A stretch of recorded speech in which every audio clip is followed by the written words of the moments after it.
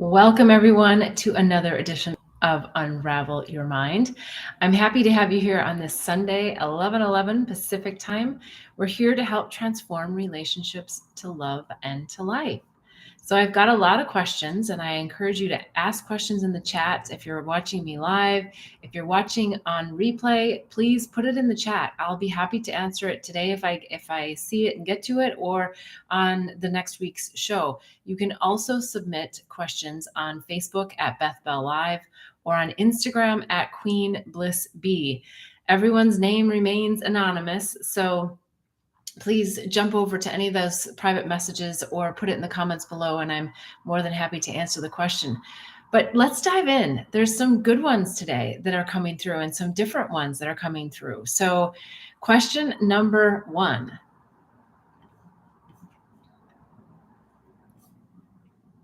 My son listens to Travis Scott all the time. He loves him, and I even took him to a concert because I knew it would be a great bonding experience for both of us. But the lyrics are way beyond my comfort zone. Any tips on how to stay popular with my son and yet not have his mind infiltrated with language and behaviors I don't support? Wow, well, that's a good one. I do not have a son, and I do not have anyone listening to Travis Scott, but I am familiar with his music because he's such like the rage right now with a certain age group and a certain demographic. And I get it because I've heard some of the lyrics. And I'm like, oh my goodness.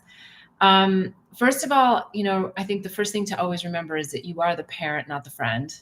And that's sometimes a tough pill to swallow because we want to be friends and we want to be popular with our children. But I do think there's a way to do this that kind of helps straddle the friend, being in good graces with your child and still being the parent. Now, one of the things about Travis Scott, and there's probably a whole bunch of different artists I could name, so let's not just focus on that particular artist, but kind of in that genre. There's a lot of songs with like really great beats, it's like boom, boom, boom, there's like something happening. And so the reason why they're popular is because they've got that rhythm that really gets you into like a happy mood or a happy space or an emotional space, right? And sometimes they get you into an anger space, and sometimes they get you into, like a powerful place and space. Now, the words that they're using, I agree, are sometimes like not at all. I can't remember the name of this artist, but I listened to this one particular song. It's on my playlist, and I listen to it like, I don't know, probably at least once a day because I love the beat. And then one day I was like, oh my goodness, like the words that he's saying are actually not like in alignment with like what I like to think about, what I talk about. And so I had to kind of sit with myself for a second, and I'm an adult. And I was like, is this what I want to infiltrate my brain with? And I was like, I love the beat. And now that I'm aware that the words aren't, jiving with my belief system or with my consciousness, I'm like, I'm just not going to resonate with those words. Now, I'm not saying your son can do this, but I think here's where my advice comes in.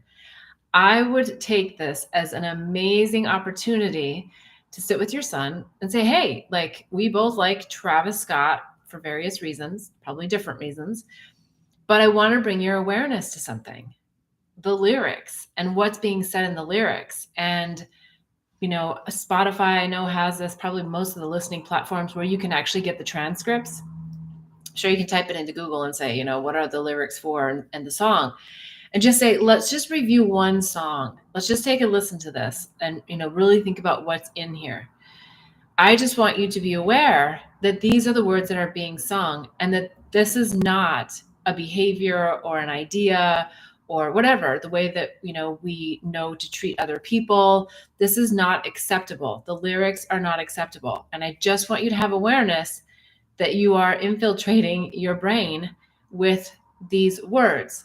So if you're going to continue to listen to this song, I would like for you to have the awareness that you may want to just kind of hum the melody. Like, okay, so many times in my life, I thought I knew what the lyrics were, but I was making up like totally different lyrics. And I was like singing, I don't know, my best friend would laugh because she knows this. I would used to sing like Bob Seger, and it was like pop singer, you know, like the words were like totally wrong. I just didn't even know.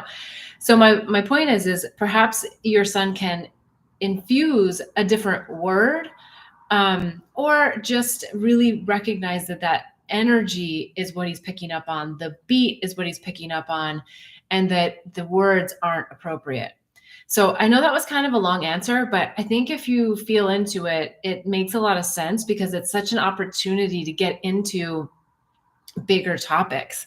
Like if you're actually sitting and talking about how, I don't know, I'm making this up, how they're saying like, you know, the girls are, you know, ready to get this, that, the other, like bad words, and there's like really putting down women, then that's a good conversation to have, right? Doesn't mean you have to ban everything. I think it's really difficult in today's world to not have lyrics that aren't probably meeting your parental standards, but it gives an opportunity to just talk about what's out there and to talk about the programs, right? The programs that get ingrained in our head, the ideas, the thought loops. You know, we all have a song in our head that like, we're like, dang, where'd that come from? You know, it's been playing in my head for a while. And so just bring that awareness to your son. And this is getting longer, but also the way that we program those songs in our head is effortlessly, right? Like we just show up outside doing something else. We're like, whoa, I got those lyrics going on. Have your son make up some other lyrics that are, you know, like a jingle, a tune, a mantra. Like I'm not saying like specific to that song, like I was saying that earlier, but now I'm saying, you know, there might just be a mantra that, hey, you know, there's something else that you want to be manifesting in your life. Let's also put that in your head. So if you're going to listen to this song and it has these lyrics that are way out here, then I also want you to think about some other things that you're going to program your brain with, some positive affirmations, some mantras. And that's kind of the, you know, the, I don't want to say payoff, but, you know, like the balance, so that you have them recognizing that they're getting programmed with words and thoughts, and also recognizing that they want to program themselves with their own ambitions and the things that they want to really be bringing into their life. So yeah, lots of great opportunities there, I think, with this. And you can still be a good friend, you know, again, parent first, but I think that you'll score some points and you'll be able to laugh about some of these things. And when you take that off, that like secret, like I'm listening to this and I know I shouldn't be off, and you have the lyrics and you can talk about it, and your children feel like you're going to be, you're not going to ban everything, that you're going to use it as an opportunity. I think you'll see the dynamic, you know, change with some of that feedback. So if any of you are parents out there and you have any additional thoughts, you love what I said, you don't like what I said, I would love to hear it in the comments. So please don't hesitate to make a note below. All right, let's get on to the next question. I think I'm really good at manifesting, but I feel like my magic wand is broken. Why are things not coming true? Oh gosh. Well, a couple of things come to mind. One, and I hate this when people tell me this, because it happens to me now more than ever, is it's just timing. And it's so true. It's a lot about divine timing. So you have to be in full surrender that what you're asking for is coming to you, and it's coming to you in divine timing, not your timing.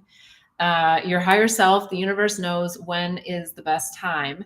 And in between then, it's about staying out of the disparity about what you know is going to be true, what you're manifesting to be true, but what hasn't showed up here yet, right? So I'm speaking to myself on this one, because I think as awakened beings, what happens to us in this journey is, you know, in the beginning, we're manifesting things quite easily a lot of times because we don't have a lot of expectation. I feel like I've covered this on another episode, but we kind of up the ante, and the universe ups the ante, and the next thing we know, we're like, wait, where is it? And we're like, you know, I know how to do this. And we know that there's multiple facets to manifesting. One is, of course, putting the intention out there. And the second one is actually feeling it in your body, in your emotions, as though it's already here. And while that can be easy and difficult all at the same time, easy in the sense of, okay, yeah, I can think about it, and oh, yeah, that would be exciting. we have to still hold that momentum and that vibration for that to be true within us. And a lot of times what's blocking the manifestation is that we've got some kind of, I don't want to make a big deal out of it, but let's say a block, a thought, a belief, something that's standing in the way. And honestly, a lot of times it's self-sabotage. It's just like, as we, expand more and we manifest more and more and more, as I said, the challenge gets a little bit heavier, bigger. And we're asked to really sit in the vibration of a much, much bigger plan than ourselves. And that becomes sometimes more of a challenge. And so it's really letting go, like going back to the 5 pearls of wisdom, letting go and letting source really support you and bring this to you in divine timing, with you anchoring in the vibration that it's already happened. Doing some exercises, I think it was in The Secret where they talked about, sitting at the steering wheel of the car that you want and like just pretending like, the grip and all that. And for some of us, like myself, sometimes that's hard because I feel like I'm lying to myself, but you're not, because you're manifesting, you're bringing forward something. Abundance is your birthright. So you are able to bring anything you want into your life. It's just a matter of belief. The train says yes. It's a matter of belief. It's a matter of really feeling deep within you that emotion. And okay, here's another thing that's coming to me. So sometimes we think we're doing the exercise and we think that we're like, oh yeah, I'm all excited about it. But where are you excited about it? Because if you're excited about it in your head, like just your thoughts, like, oh yeah, that sounds really exciting. It's very different than being excited about it here in your heart. Like, I can feel it at a cellular level. I can feel it. And if it's something that you haven't manifested or experienced before, sometimes it's kind of hard to know, like, well, how does that feel if that were to come true? Like, well, what would that really be like? So I would say in that case, if you don't really know what it would feel like, find a video, find something, maybe on YouTube where somebody won something, and feel into their excitement and their surprise. And yeah, that helps. Like if you find something else where you can experience someone else's emotion, that will get you really into the energy as opposed to you just making it all up on your own. All right. Manifesting is a wonderful thing until we feel like it doesn't work, but it's still working. So keep going. Your wand is not broken. You're just being elevated to additional expanded states of consciousness. And part of that process is really holding a bigger vision for yourself and getting rid of all of the self-doubt or the doubt in the universe. Okay, let's go to the next question.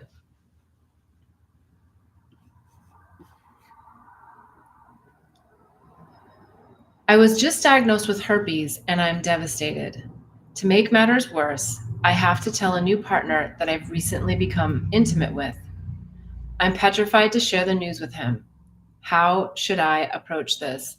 Well, first of all, thank you. Thank you for asking the question. Thank you for being vulnerable enough to bring it up, because, just speaking the words, typing the words to me is a big deal. It's hard. It's hard because you feel like you're damaged goods. There's like all these things, the shame. It's a social, collective consciousness that tells you that there's something wrong with you. And it's like such a lie. So first of all, just know that the number one thing that you have to get over is the mind virus that there's anything wrong with you. Okay. Because yes, you've been infected with a virus that does impact the genitals and does impact areas of your body that are not nice and not nice to have to tell other people about.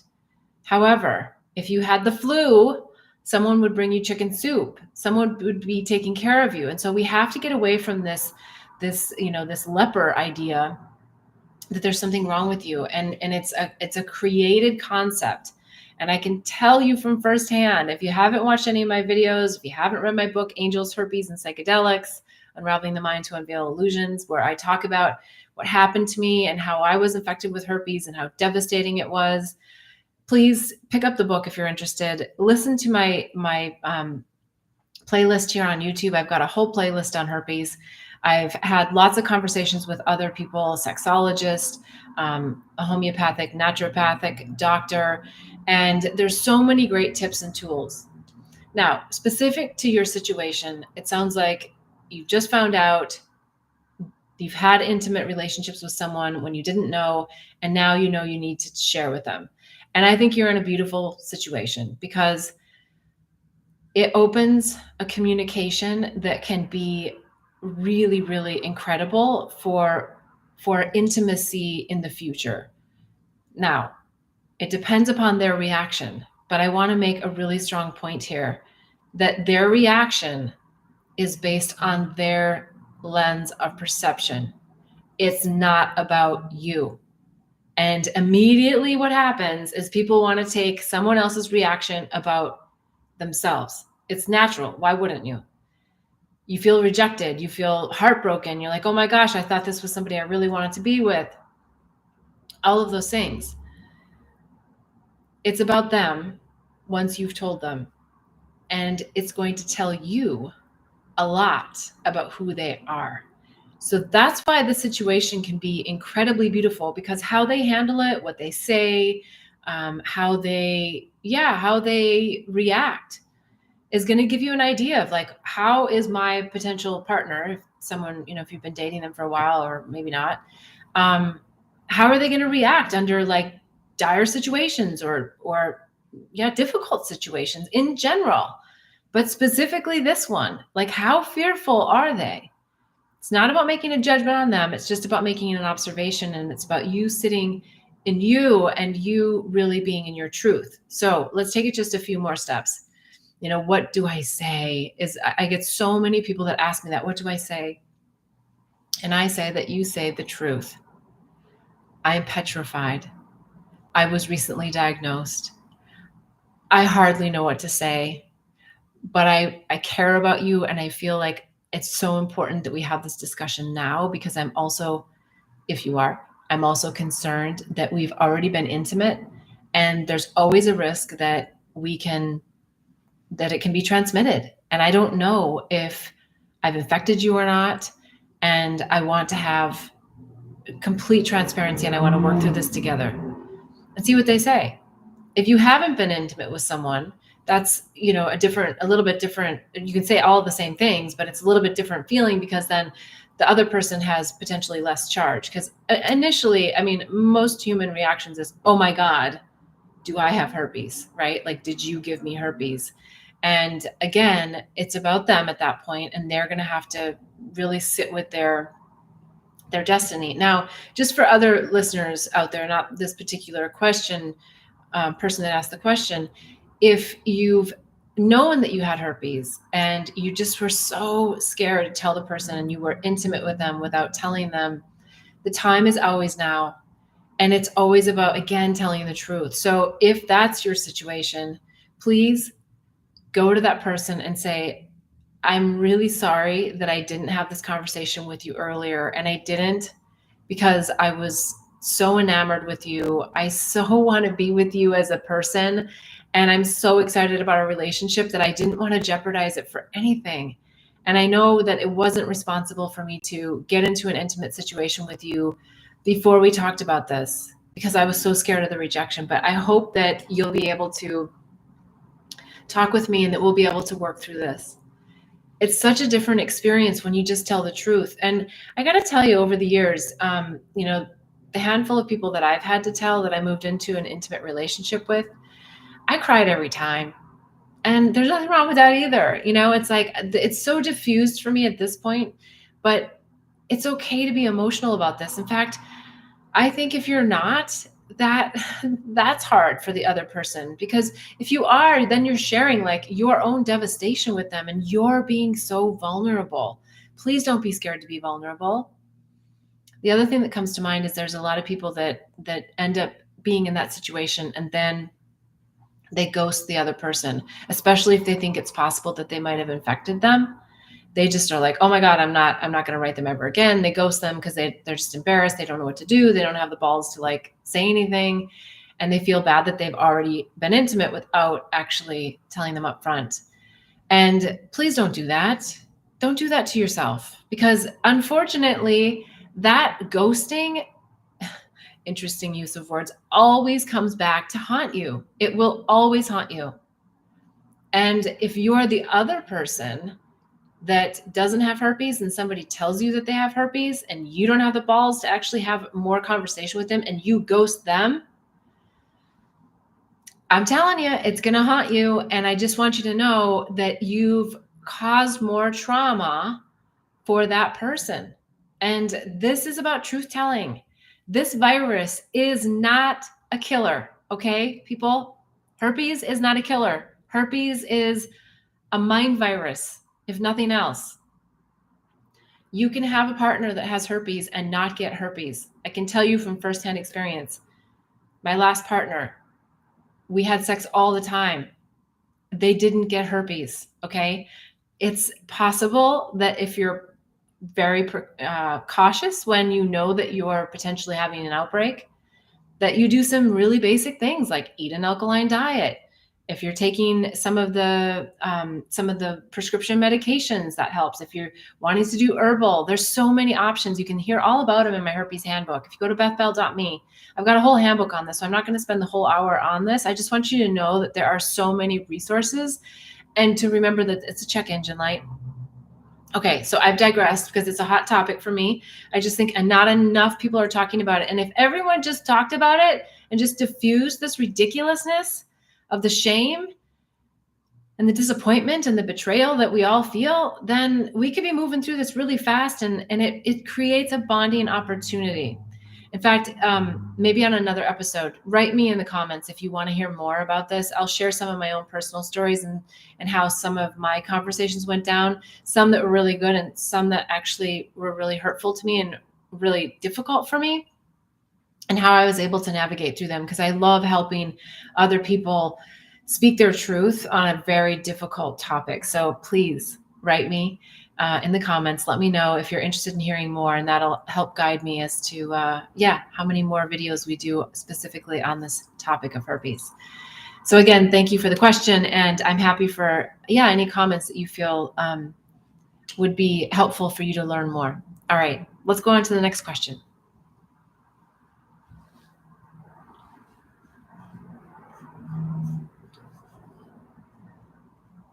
What's a communication approach to share a disappointment/frustration without making the other person feel wrong, especially when you know that person's default is to be defensive? Okay, if their default is to be defensive, which a lot of people are, especially if you're in a long-term relationship with someone, I would go at it completely the opposite.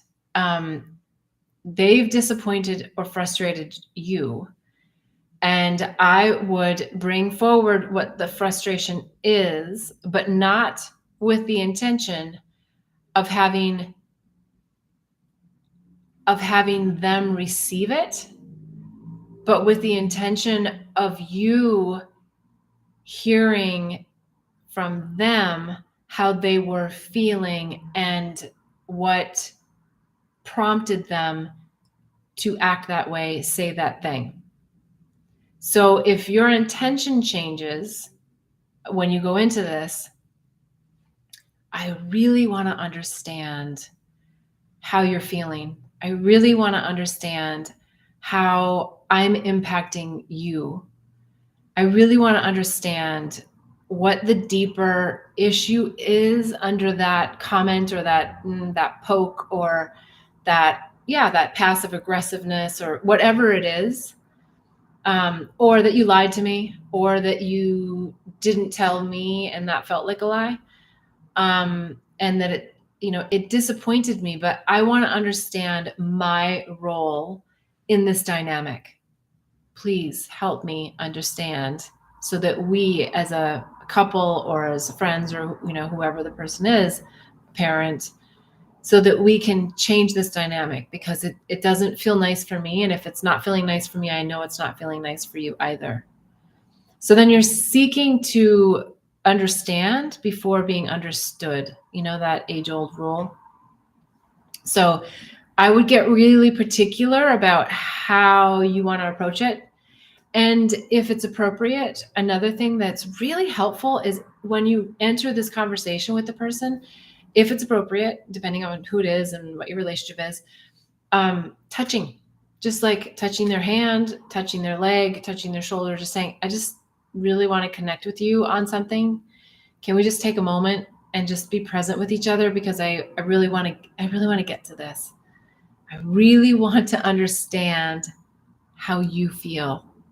I really want to understand how I'm contributing to this dynamic, because when this happened, I felt this way. And I would like for that to change between us. How can I be different? How can I communicate differently? What is it going to take for us to not have this disappointment and frustration happen again? Try it out. I think you're going to find that that person's going to have a very different response than what you had mentioned, saying that they're very defensive. And they're defensive because they know that you're coming after them for something that they did wrong. And nobody likes to be wrong, and nobody likes to be reprimanded. I mean, there's very few of us that actually really enjoy getting feedback and really understanding, like, hey, how could I be better? How could I grow? How could I expand? And maybe that's another question. Whatever your relationship is, I don't know, but maybe this isn't a relationship that's worth having these deeper conversations if their response is in a less than caring way, right? If you're really consistently coming forward, I mean, come on, the first couple of times they're going to be like, yeah, what's the agenda here, right? So I'm just suggesting that you should try it several times before you actually give up on the approach. But then if someone's not receptive at all to you really wanting to understand the deeper core issue, then I think you've got another question on your hands as to, yeah, how much time do you really want to put into this relationship? So, okay, let's go on to the next question.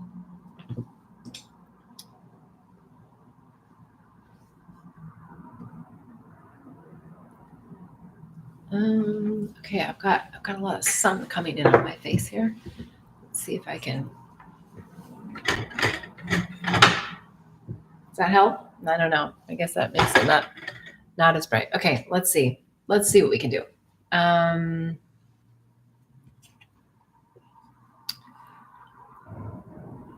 Next question is, sorry, I've lost my place here.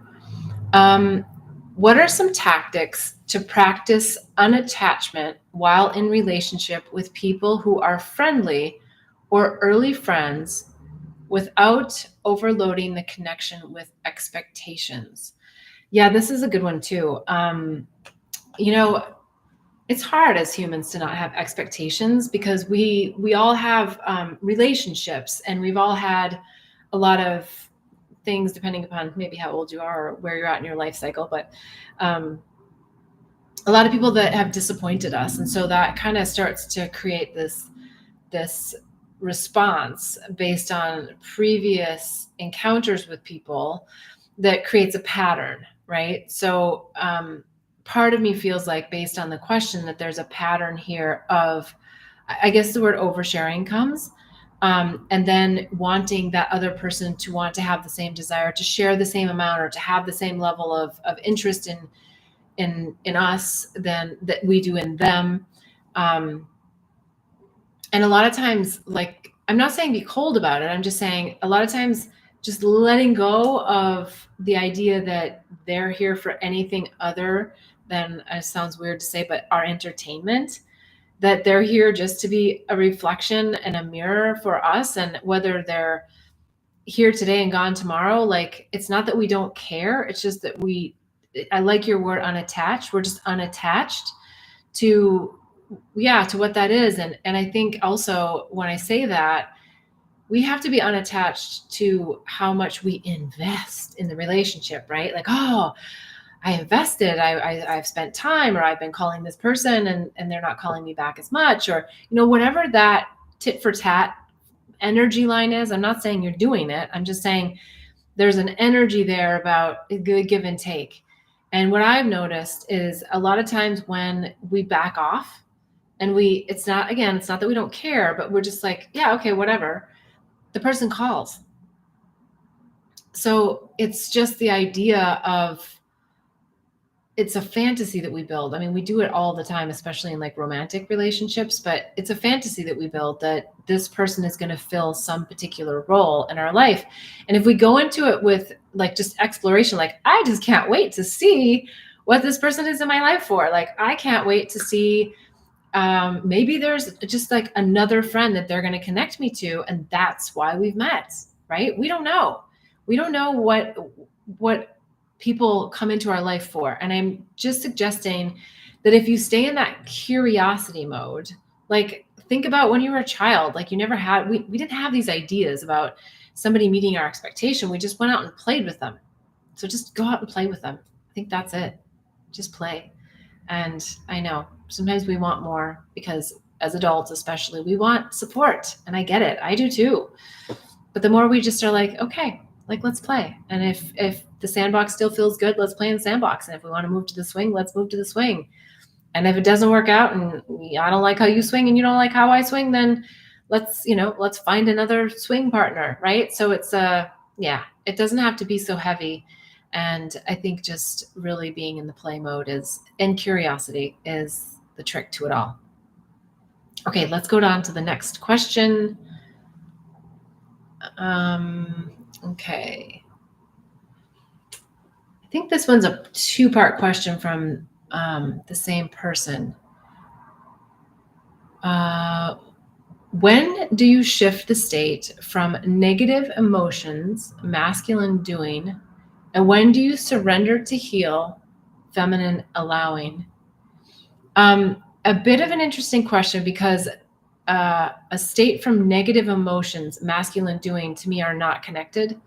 They may be connected for this individual, which is fine because that's how they're asking the question.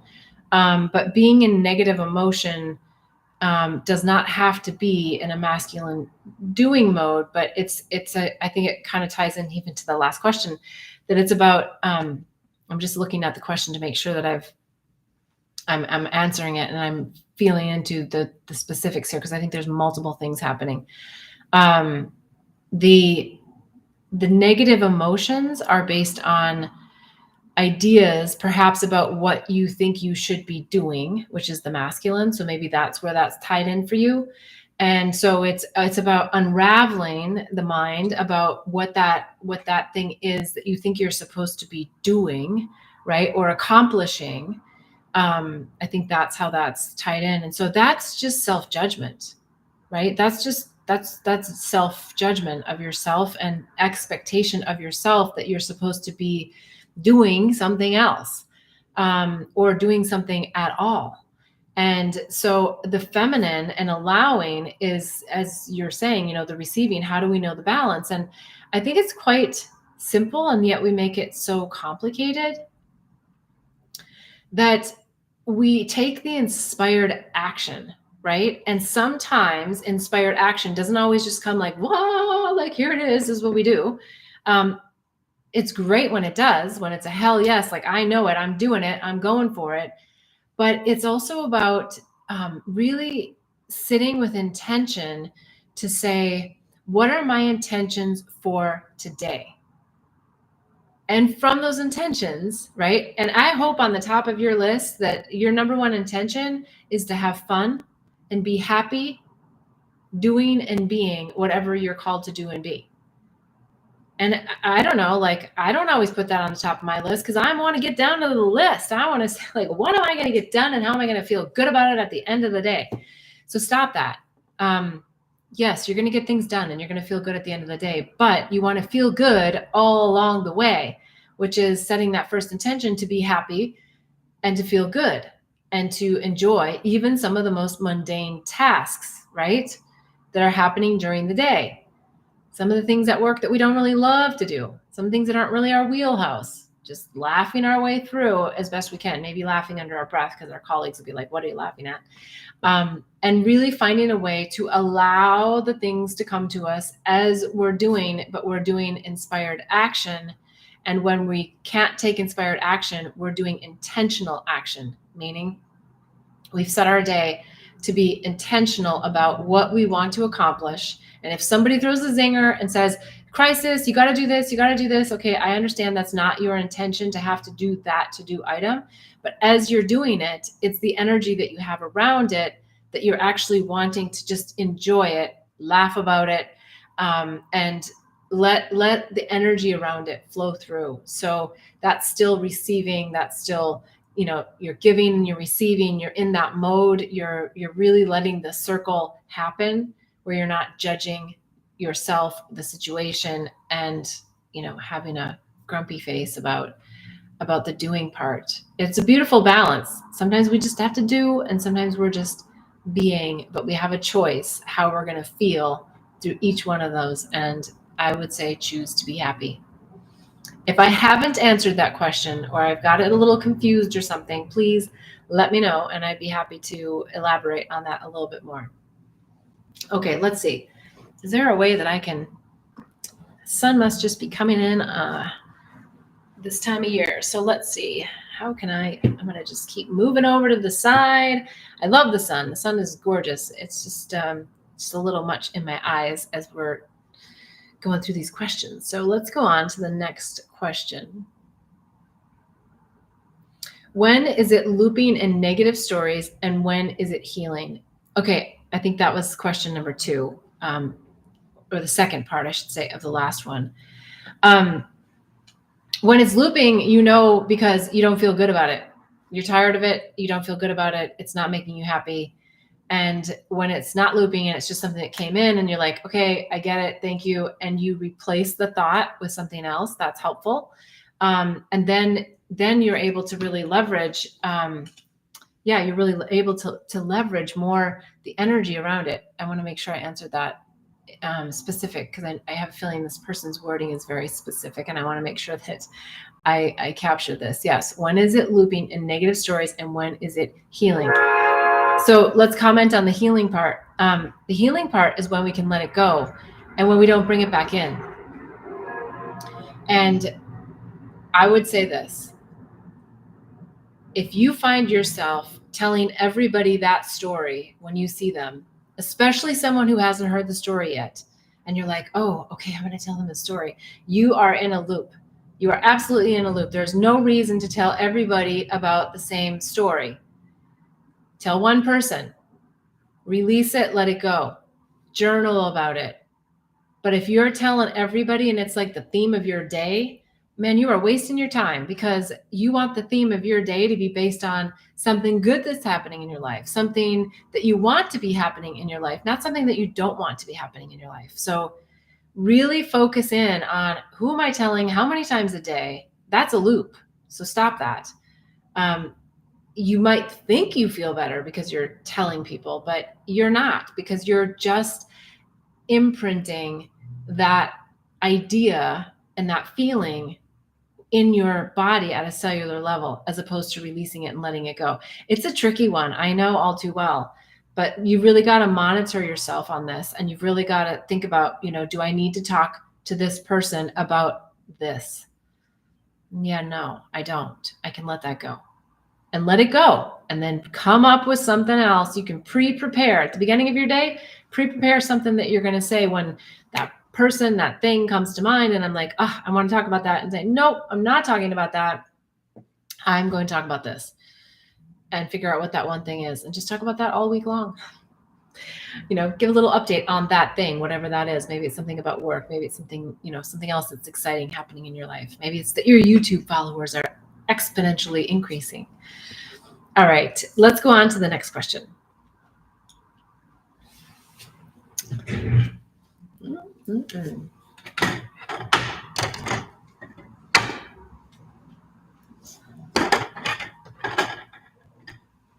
Okay. It's like so annoying when it gets so bright. Okay, let's see here. It looks like we might even have a question in the stream. So I just want to look here. Okay, so on to the next. I've divorced my wife almost a year ago. She's already dating someone new and in a relationship. I don't understand how she can move on so quickly, and it's hurtful to me. How can I stop feeling sad about this? Okay, great question. Stop focusing on her. Stop focusing on your sadness. I'm not saying like ignore your sadness. I'm not saying don't feel your sadness. I'm saying don't sit in your sadness.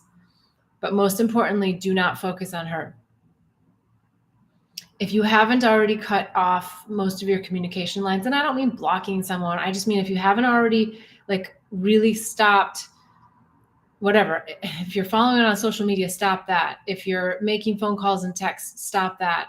You got to stop all of that because you're still connected energetically to her energy. That is not going to help you. And bless her for moving on. We don't have to worry about if she's learned her lessons or not.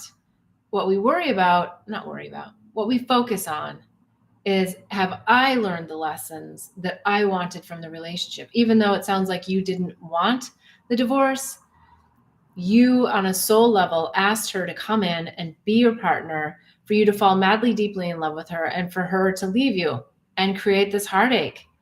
It sucks. And it's hard to think that we would create these things ourselves, but we do. They're all soul contracts. They're all people, places, things that we've called into our life to help us grow and help us awaken and help us expand. And the fact that you're even asking this question is such a great sign, because it means that you're open to wanting to acknowledge that, hey, I'm still thinking about this, and you're being vulnerable to bring it up. But you're a year out. It's time to move into thoughts and feelings that you want to have for you. And I would even start, if you haven't already, thinking about, what is the perfect woman to date look like? Make a list of all the things that you liked and don't like of your previous partner, but think about it more broadly so that it doesn't get so stuck on her. And think about all of the relationships you've had. Go back to the last 5, the last 10, and write down, like, what are all the things I really loved about this woman? What are all the things that, oh, you know what, I didn't really like so much about that one. Oh, I love this, or, oh, and start putting together that list. Now, I'm not saying like a heavy expectation list. I'm just saying, get clear with the universe what you want to bring in. It's clear that it's time to move on. She's moving on. Good for her. You need to move on. Good for you, because that's where the healing happens. And, chances are the best part is for you to do the work, be in relationship with others, tell them where you're at. Hey, my heart still hurts. Otherwise, these situations turn into rebounds, and we try to pretend we're somewhere we're not. Don't do that either, because that's just hard for the other person. Say, I would love to be friends with you. I would love to, if you feel intimacy with a new person, do it, but just be fair with them. I'm still thinking about my ex and I want to move through it. I hope you can help me.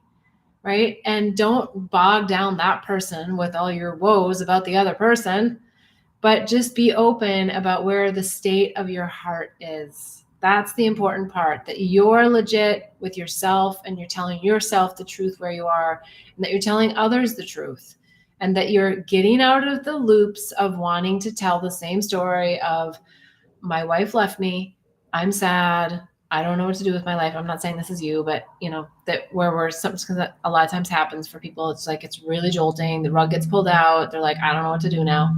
My whole future, vision and fantasy, again, I don't know if this is you, but was, just vanished in a short period of time. You have a new canvas. Artists have fresh canvases all the time. They spend months, sometimes years, creating the most beautiful painting, only to let it go. They sell it, it goes, and then they have to start out with a fresh new canvas. So that's what relationships can be like. You learn a lot from the last 6, 12 months, 2 years, whatever it is it took you to make that painting. Now you got a whole new canvas, and you got a beautiful box of paints or whatever it is, that you can, and colors, that you can create something new. I don't know why we all have to get, okay, not we all, and I don't know if this is you, but a lot of times we get really caught up in like change and things that are different. It's such a beautiful opportunity, such a beautiful time in our lives to just have freshness and newness. And I'm not discounting. I know I've been through heartbreak. I know what it's like when someone leaves and you want them and you're yeah, you don't understand why they've left. But when you do the deeper work, you do start to understand why they weren't right for you. And it doesn't have to be about you. It's about them.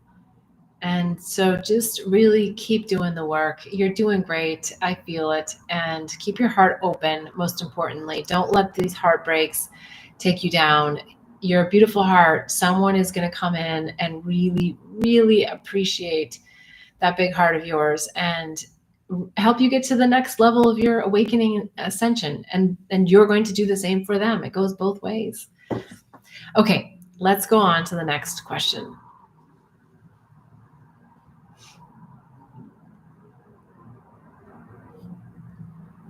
Okay, I want to go on a vacation with my family, and my husband is being frugal and not wanting to spend the money.